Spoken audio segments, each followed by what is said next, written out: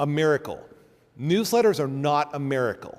In general, what we've seen is it usually takes about 6 weeks or 6 months of sending out newsletters before you start to get some good positive return on investment.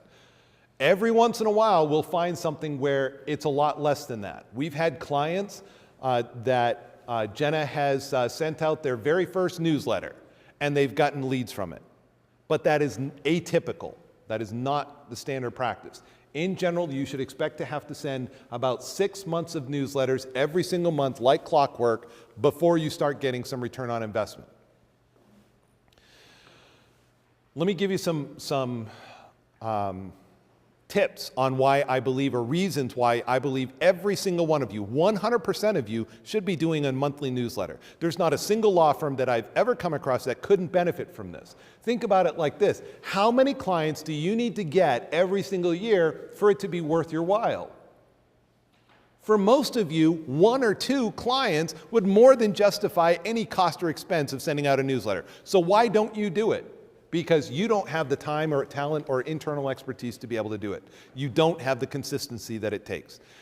But a newsletter can keep you connected to your clients, your prospects, your referral sources. I love using a newsletter because if I don't know how to follow up with somebody, I know I can always put them into my newsletter. I speak at a lot of different conferences, and only a small percentage of people ever hire us after the conference to do additional marketing and helping them with building their business, which is fine. That's great.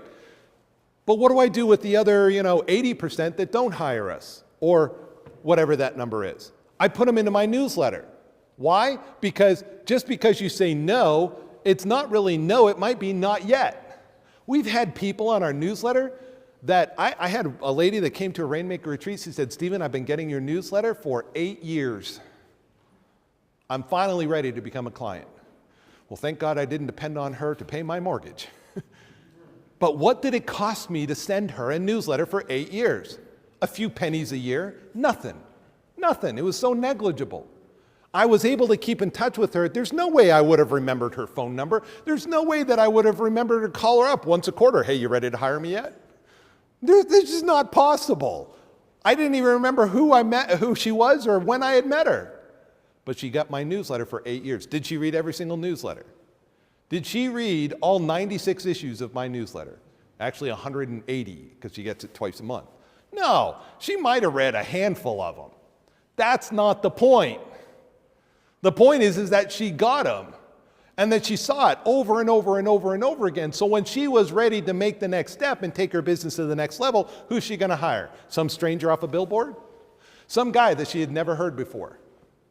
Or someone who had 180 touches with her over the course of 8 years. Touch, touch, touch. Who's seen as the perceived expert? The guy she saw once, or the guy that she's been seeing their name over 180 times?